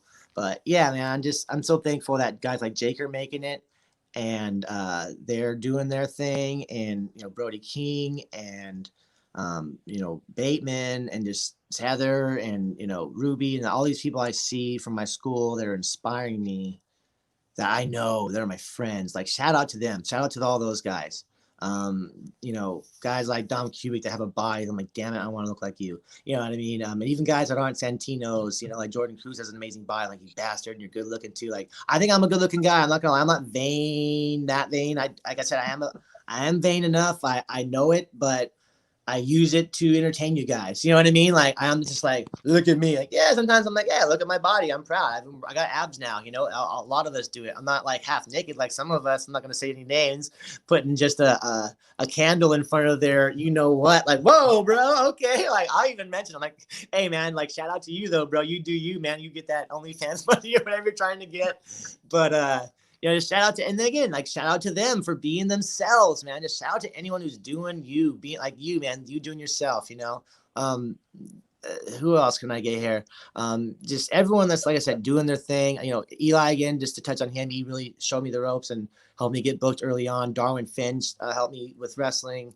Of course, my coaches, Joey, Robbie, Sylvia, Mongo, everyone, Dynamite D, that told Joey to keep the dream alive so my dream can be alive. I don't think I would have made it if I had to drive as far as Knox Pro, to be honest. It was like an hour and a half. Like, that's commitment, bro, you know.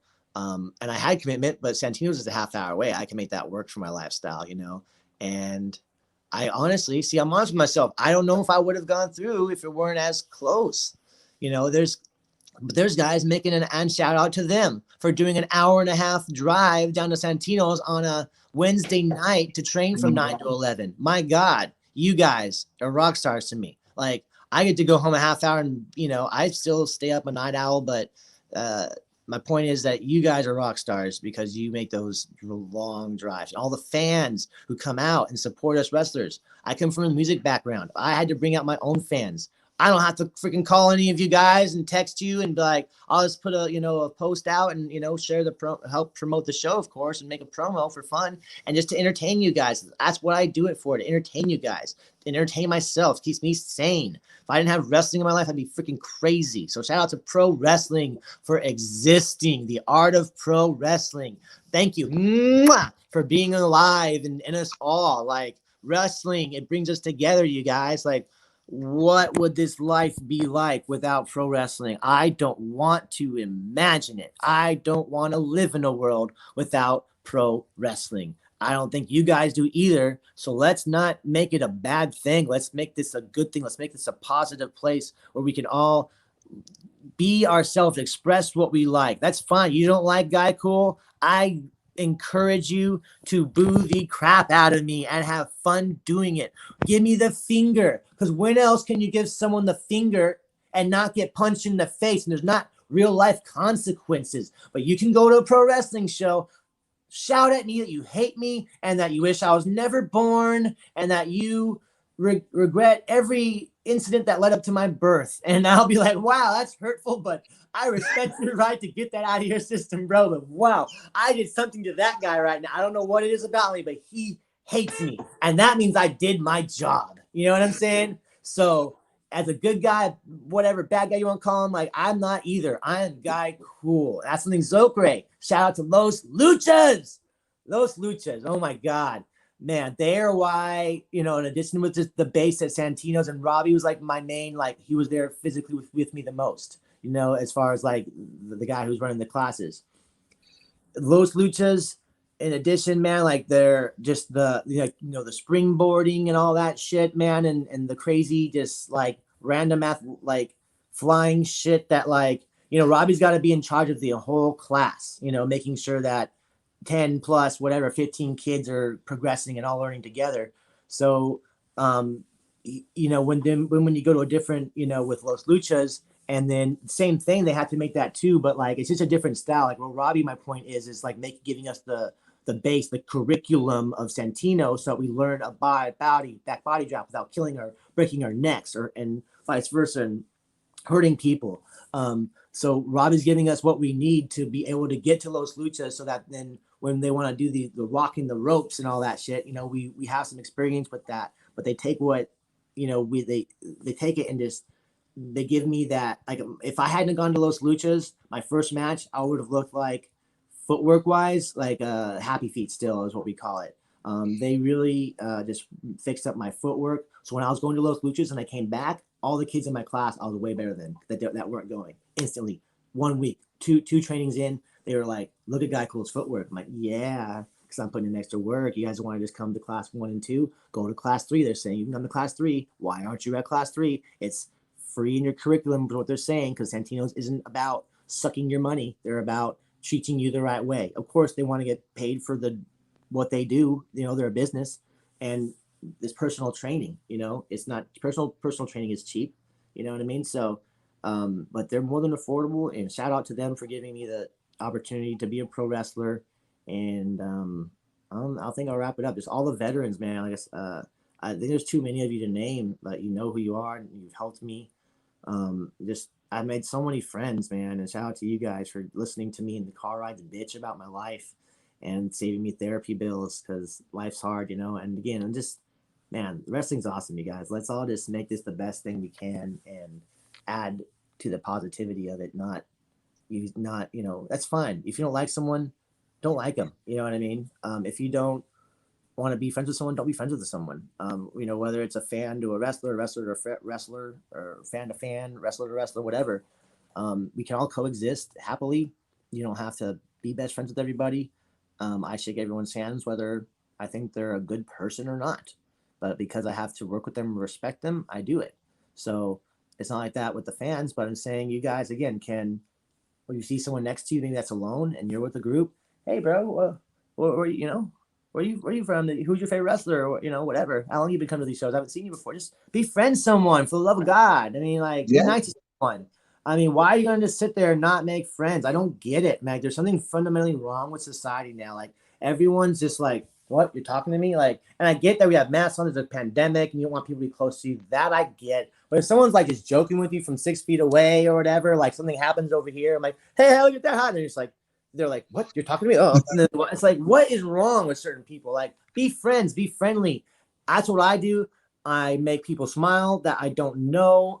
You know, if I see a girl that looks like she's having a bad day, and you know, maybe she, I don't know, I'm not gonna like hit on her like hey, baby. I was like, yeah, I really like your shoes, or those are some cool shoes. You know, if I were a girl, I'd have some like that, you know, or you know what I mean, or something like, you know, I'll even make a joke like, oh, that's a cool shirt. I'm glad I didn't wear mine like that today. That would have been embarrassing, you know, for you know what I mean, or something. Just like making a joke because like, I like her shirt, but I'm a guy. I'm not going to be wearing this pink shirt, or that's fine. Guys wear pink. You know, I'm just saying like a totally girly shirt or whatever. You know, not that guys can wear whatever they want. I'm still, you know, like we're progressing society, right? Like I grew up with jock, like, you know, people made lots of homophobic jokes about anything. You know what I mean? Back then, it's like if you were whatever, it's like, oh, don't be gay. It's like, what? What's wrong with being gay? You know what I mean? There's nothing wrong with being gay. So why is that an insult? I don't get it, you know? So, like, you know, my point is just like, I think we're still progressing as a society. Like I grew up in all sports and I've always had friends and been accepting, but, you know, hearing all that stuff, you know, it's like, I honestly don't, it makes me, as a guy, like I said, when I'm feeling good, I feel like I should be able to give one of my best friends, like just a stupid, funny, you know, kiss in the cheek. It's not like it's a romantic thing, bro. Don't make it weird. You know what I'm saying? Like, but some people want to make it weird. It's like, okay, just take it as the goofy thing that it is. You know what I mean? Like, you know what I mean? Like, okay, like, it doesn't have to be like, hey, you know what I mean? So it just like, the shout out to all the people who are loving and accepting of each other and all that, you know, because that's what life's about. So I'm just rambling now, so I'll let you go. So. That's well, a fuck ton, a fuck ton, man. But I mean, obviously, I mean, you are not just the party captain, but you're, I mean, a king of positivity, right? For those who want to harness that of one guy, cool. Where can they find you on social media, my man? So luckily, I got the party captain, just the party captain, as my social for Instagram and Twitter. I'm not that much on Twitter because, like, again, it's like a negative place. I'll try and go and retweet other people's positive stuff now. I'm making an effort, and I live my life, man. I don't like I'm not a slave to social media, you know. So like, I'm on there. I go post my shit, you know, entertain you guys, and then you know, I'll look at your guys' stuff and make some positive comments. But so at the party captain on Twitter and Instagram, you know, Santino Bros, you can see a lot of my matches on there. That's where I train. That's my home. Up all night. I know we're closed right now, but I can't. Eventually, we'll be back and open. Right now, if you want to follow, so again on Instagram, I'm doing a never-ending quest with me, Guy Cool, the party captain, and the drunken master, Gaius Tantalus, or whatever the hell how you say it. We're looking for his. So I was shooting my dating. I'm gonna be doing a dating advice thing on my Facebook as well. It's just facebook.com/guy, the letter B cool, Guy B cool. So that's my direct, or just Guy Cool on Facebook. You should find me.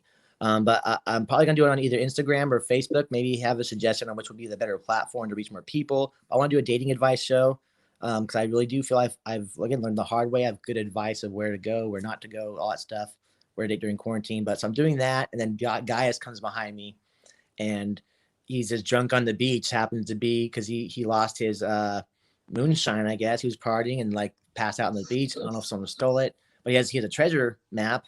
And so it intrigues me to know, hey, where's this moonshine? I like to party. I want to try some of this. So we're gonna try to buddy up and find his lost moonshine. We have a treasure map, and the quest has officially started. I'm looking forward very much so to where the journey will take us. I plan on some fun things happening. It's gonna be like beer fest, kind of like where they're training for the beer fest, and like they're drunk, they're having a good time, they're singing, and they're fighting, and they're crying, and they're making it up, and they're fighting again, and there's going to be some interesting things. I have some cameos coming from other wrestlers. It's going to be a fun thing. I have a lot of fun things planned. I got Clap Goes the Booty. The music video is going to be coming out soon. I'll be at Compton Mania 28th, right? Yeah, 28th, Yeah. November 28th. Show starts at 3, I believe. And I will be there. I promise my entrance will be alone worth the price of admission, you guys. I promise, okay? Because I have the girls coming. I have a new entrance song I'm going to be doing for fun. I'll be throwing out some beers and whatnot. Not just beers. And it's going to be fun. I promise. My entrance will be the best thing. I'm going to have my own someone just live stream it too, in case I want the instant gratification. I'm like, yeah, look at this, y'all. I told you my entrance alone will be worth the price of admission. And it will. And then I'm wrestling a gigolo. My God. So that's going to be fun. Yeah, so I got to some fun things coming up. There's some people have wanted me to do an OnlyFans, to be honest. A lot of people have hit me up about doing that, and I've gotten, I've been asked to do custom stuff. I don't need the money. So I'm thankful for that. But I thought, like, I have lots of friends who are models who do have OnlyFans, and they, during these times, need money. As we all do, their regular jobs might have, they're also servers and bartenders, work at bikini bars and stuff. And those kinds of establishments aren't, open as much. So they're models and they need money just like any of us. And so I booked them for my shows, and people want to talk here. I'm going to disarm anyone that has anything to say about me in a promo. All you're going to say is that Guy Cool pays his girls. That's the thing. My girls are hot. They work at bikini bars. Some of them are, yes, they might be strippers or whatever. They're my friends. Strippers need friends too, y'all. So I don't know if judging me right now, or if you think whatever of me. I don't give up, okay, about what you think of me. I have friends. My friends are good people. All my friends are artists. All my friends are heavy hitters, just like this guy, okay? We're podcast makers. We're musicians. We're wrestlers. We are entertainers. We're photographers. We're videographers. We're models. We do things we're passionate about, and we make money with them as well, okay? So I have friends of all kinds of walks of life, and I'm down to help them, and I'm considering doing it. I'm surprised I'm talking about it because now it's like out there. I mean, it's like it's, I have to do it now, but I don't want to be a bad influence. So here's my concept. Maybe let me know what you think. We'll do a pitch right now. But what do you guys think? All right. So the concept is, I don't want them. If a girl is topless on my boat, I get a ticket. Okay. I get a freaking ticket. So I don't want to pay a ticket, right? No one wants to pay money they don't have to spend hundreds of thousands of dollars, and they add up as you go. So these girls are models. They can't have tan lines on their bikini shoots, or some of them do nude shoots. They can't have, unless it's a tan line shoot, they want to have no tan lines. So how do they do? They don't want to pay for expensive tanning booths, especially during Corona. That's not safe. They want to do it outdoors, the natural way, on Guy Cool's boat, not just on the, beats like some random. So they're doing it in style. I don't want them to do it. I'm like, no, I will get another ticket. No. And then I can have someone like Randy Orton come give me tickets. I'll be doing like skits and making it entertaining. Like, so it'll be like OnlyFans with like Guy Cool skits, and like I'm entertaining. I'm in the background. Like, they're going to tie me up and not respect me. And I'm like, please, girls, no. And like, they're going to overpower me. And so it's not me exploiting them. It's them empowering themselves, doing what they want to do, and taking over my boat. And I have no say in the matter. And I'm just sitting there like complaining, bitching the whole time, being funny. Like, no, not another ticket. And Randy Orton's like, another ticket, Guy Cool. And then maybe me and Randy Orton can have a match. Like, I'm down to be in it, but not my naked ass, figuratively or literally, will not be in it any more than I might want to show my ass, because I think mooning is freaking hilarious. Okay, I don't know why that's just a bad thing. When did mooning, like, just a good old BA, just like when you're playing basketball with your buddy, you're dribbling, like, oh, you're what? And you drop the ball and he takes it and he scores. Like, that's fucking hilarious. I'm sorry. Okay, I don't care who you are. That is funny. All right. So I get though that little kids don't need to be seeing BAs. Okay, but I'm just saying it's not a good thing for everybody. But I'm saying something like I just look on my Instagram. There's a picture of my upper ass for anyone who wants to care. Like I don't need OnlyFans. I don't need your money. Like if you want to look at my ass, here's the upper ass of my upper ass crack. Cause I think that shit's funny. It's just me posing on a freaking tree when Corona started, just like nobody on the roads, nobody on the beach, just an empty beach, me and my ass crack, like just a plumber crack. You know, because plumber crack is funny, right? Yes. Plumber crack is funny. You walk in, you see your plumber, there's acting like, hey, it's true, it exists. So I don't know. I think things are funny. So my ass won't be in it literally, is what I'm saying, any more than maybe it might already be, because I think butt cracks are funny because they are. Okay, so that's my sophomore humor I still kept alive. So yeah, butt cracks for all. What do you think? Is that a yay or a nay? Why will that? I'm not worried about shooting my career in the foot, but if I don't want to be an influence, you know what I mean? I don't want kids to I just want to be a bad for kids, really. And so again, Pornhub's out there. These kids got Pornhub on their iPhone. I'm the least of whatever's the worst out there, you know, and they got to pay at least. So these kids can't just access my stuff, you know, and I won't be cheap because for that too. So no kids can just afford it. So, and then I'll have rotating models and help my friends out. So it's like a good intention thing. But what do you think? It's crazy enough that it just might work. And that's insane. And again, where's the line? Where's the line? If nobody, right? I mean, pushing the envelope. That's, you know, these are things that, you know, at the time weren't appreciated by the pop culture lexicon, right? Things that Muhammad Ali did, things that Howard Stern did, right? Or said, right? But now they're revered as innovators, right? Just like you said about Chris Canyon, right? Mortis of WCW, right? That's it, right? Rest in peace. I mean, one of the greatest. Yeah, man. Yeah. So again, where's the line? Where can you push it? And you don't know until you get it there. So let's go, is what I'm saying, Guy Cool. Let's fucking go. Just saying. Yeah, if you know, yeah, again, I know, I think it'll be tasteful, you know, it's not going to be exploitive, you know, I know the difference. I know where to draw that line. Again, it'll never be me like, hey, like in my promos for me, yeah, me and my, and again, even then, I'm just like, look at me. I'm not like, look at your butt, you know, I'm just like, these girls are my friends. And that's what makes me even cooler, is that I don't care. I'm not like, oh, you know what I mean? Like that's why I'm in real life. And that's why that's why I'm the party captain. I can throw a party with a bunch of girls in bikinis and I'm not the one going, you know, like perving on, scaring away. And that's why I turned down a couple wrestlers. Sorry guys, that got invited. I didn't invite them, but some other, hey, can they so-and-so? I'm like, no, man, like it's just my birthday. If I wanted them there, I'd invite them there. And not that I don't like them, but that guy's strong with the ladies and he's going to scare off all my homegirls, my friends, not caring that these are my friends. This is my birthday and freaking up my vibes. You know what I mean? That's another thing. I know how to throw a party and how to date white, you know, that's, you know, I'm single as F and I am that way on purpose. Like, I don't think I can find a girl that will date me being Guy Cool and having friends like this and doing this OnlyFans thing. Like, just if I do that, you know how many girls and everyone want to date me? Like, you're a naked girl all the time. You know what I mean?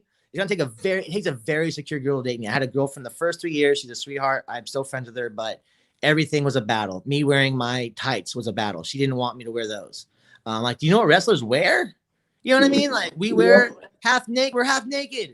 Like, Yeah. wanted me to wrestle. Like, I'm like, she's like, well, Dean Ambrose, like at the time, you know, John Moxley, like the time when he was like in jeans and a wifey. I'm like, okay, that's him. And I don't like that look, you know, whatever.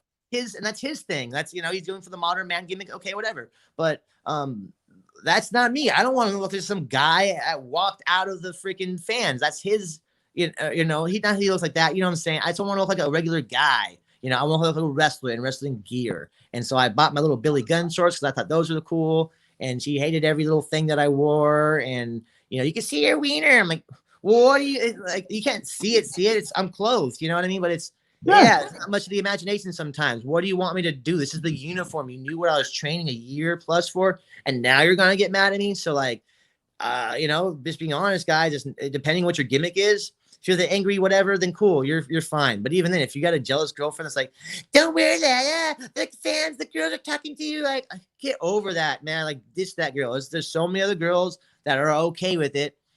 Southern California and LA is a horrible trash bag of a dating scene. So it's hard. It is. Look up YouTube videos on it. There's a reason. I'm one of them. Again, I know what I am. I'm the guy that I'm the artist. I don't have time to give that girl, every weekend of my life. I'm wrestling on Saturdays and Sundays sometimes.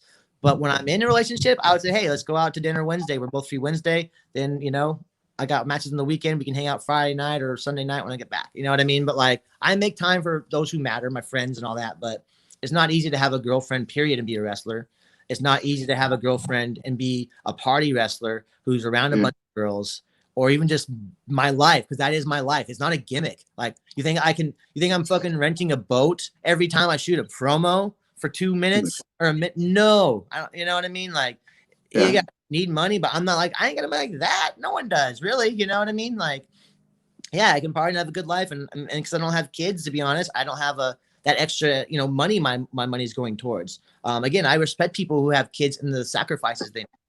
I don't think I'm capable of it. And I think this would be okay that I'm aware with that. People, I feel like, you don't want kids. They're like, they don't accept it. You know what I mean? They want you to be like, they want you to want that. Like, look, I like dogs, but some people aren't dog people, and that's fine. You know what I mean? Like, I don't like, oh, like, okay, that's great. Like, if you don't, if you're saying, hey, if you ever want to pet my dog, cool. But you know what I mean? Like, I like kids. Kids are great. They warm your hearts. You know what I mean? Like, the fans come up to you like, oh God, oh my God, it's just like, you're touching my heart. You know what I mean? It means so much to me. Like, they make me feel like I'm a superstar or whatever. And I don't, like, I'm a humble person. I think it's cooler to be humble and then like think you're the shit, And like Black was saying, a lot of these kids, man, they're cool and humble year one, and as soon as they get that taste of success, you're like, hey, bro, how you doing? Like, oh, hey, what up? It's like, what? We've wrestled each other. We've been on road trips, and you're gonna like just like, you know what I mean? Like, really? Like, nah, dude, that's happened to me too, dude. So like, it happens to a lot of us. And it is what it is with certain people. I'm not here to. I'm not gonna change because I'm getting the sunlight. I'm not here to. Got Johnny Cash in the background now. My drum set. I'm not here to make friends or whatever.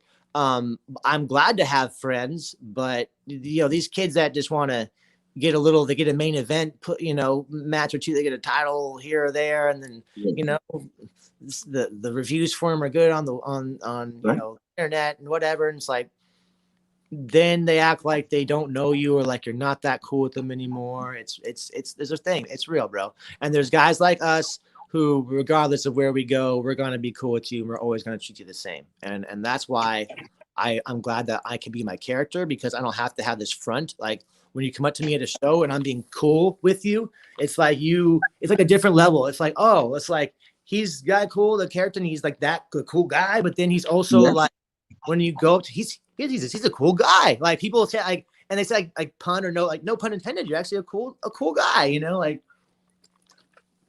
because I'm a chill dude. I don't think I don't wrestle to get myself, to get my ego up, or, I don't need to chop others down to make myself better. I think that's what happens. Some of these guys, like, maybe they didn't win anything in real life too. Those are the guys who politic a win in wrestling. Is the guys who didn't win like trophies in real life, like the Ric Flairs. The guys are always politicking to be the champ and shit, and the Hulk Hogan's or whatever.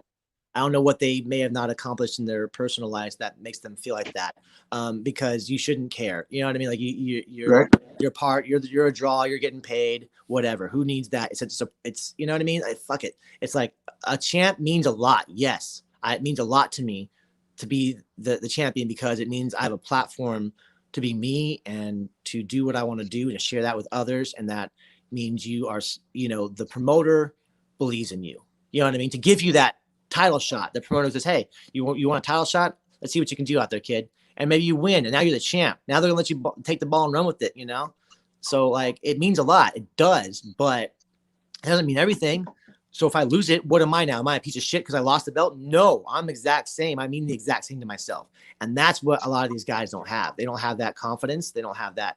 Like, I got that from Scott Steiner, to be honest. He was talking shit on Ric Flair. He's like, yeah, like guys like Ric Flair, like, they didn't win anything and they're like, or whatever. I don't know. Maybe, but like guys like us who I've run wrestling tournaments in real life, maybe it would be a 16-man, an 8-man, a 4-way, a 4 quad, and I wrestle 3 guys. And like, even if it's 4 guys, you're just like, shit, I beat 3 other guys today.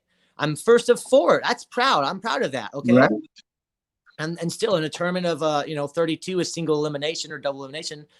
You only wrestle 3, 4, or 5 times still, and that's a 32-man tournament, but you still wrestle 3, 4 times, and whether you came second even is fine. I was proud of a second. No one trains for second, as my coach said, dick. But really though, like, hey, coach, Yeah. second.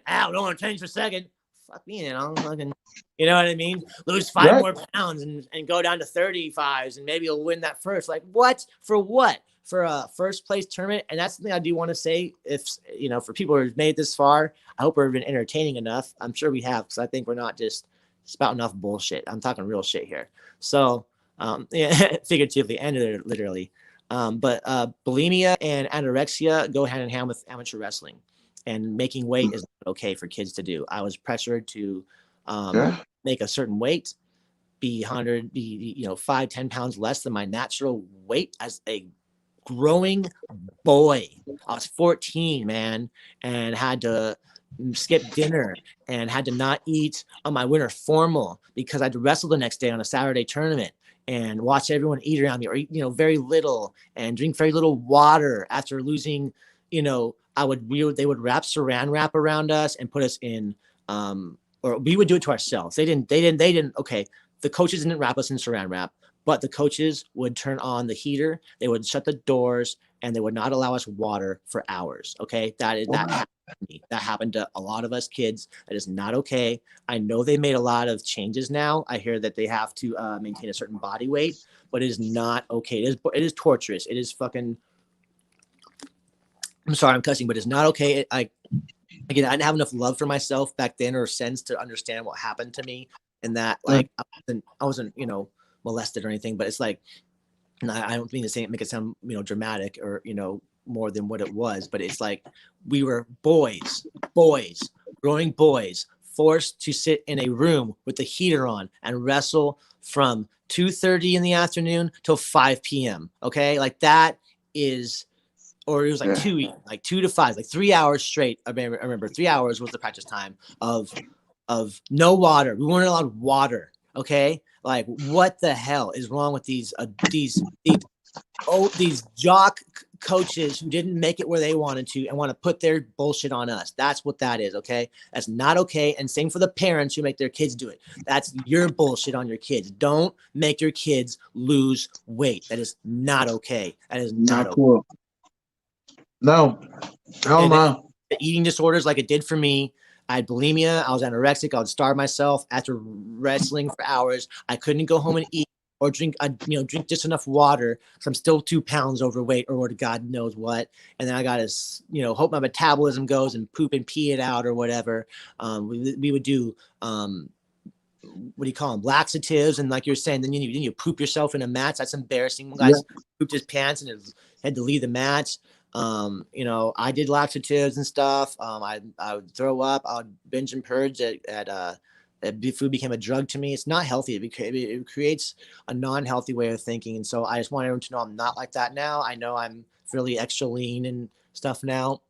It's because I've been working on my diet, and I eat well, take care of myself, have a breakfast, my banana and my smoothie that you saw every day. And I have a nice big healthy meal every day. And then honestly, I have like a nice snack before I go to bed. I know how my body works and what it needs, and I get my intakes of my calories, but I space out my diet so that I like to look the way I want to look, which is a nice lean MMA more look than the big bulky pro wrestler look. Yeah. I look good on an 8x10 on the poster right now, better than like a big bulky guy does. Like Chris Hammerstone's a great big dude, but like he's not as chiseled as I am right now, to be honest. So if you put our pictures to where we're like equally sized, on the poster, I look more chiseled than him. I'm fine with that, and I'm not talking shit. If anyone gets back to him, I don't know. Like anyone's got like anything I do, it's like I feel like it's powerful. We're saying powerful stuff here, bro. But most, like, I sing the national anthem. I made pro wrestling history. Okay, fact. I am the first wrestler ever to sing the national anthem and then wrestle in that same match in the same show. I have proof of it. It's on my YouTube and all that stuff, video of it. And to boot, I recorded my own version of the national anthem. So for sure, no wrestler has recorded their own version of the national anthem, sang it, and then wrestled in the same card. No one's done that. Maybe someone sang it, but no one's like sang and wrestled at the same match. And if they have, it happened after me. I saw Cody Rhodes looking for it, but I didn't see it on Twitter in time. But anyways, my point is, we're saying good shit here. I do big shit. I know my promos hit their mark. The people that are meant to hear this are going to hear it, you know. And that's all I care about. My promos hit their mark to entertain the people they're going to entertain, and reach the people we need to reach. What's that? Colin Crandall of the MMA Power Hour says, "I want to see Adam sing the national anthem at the wrestling event. When can we make this happen?" No, this vocalizers.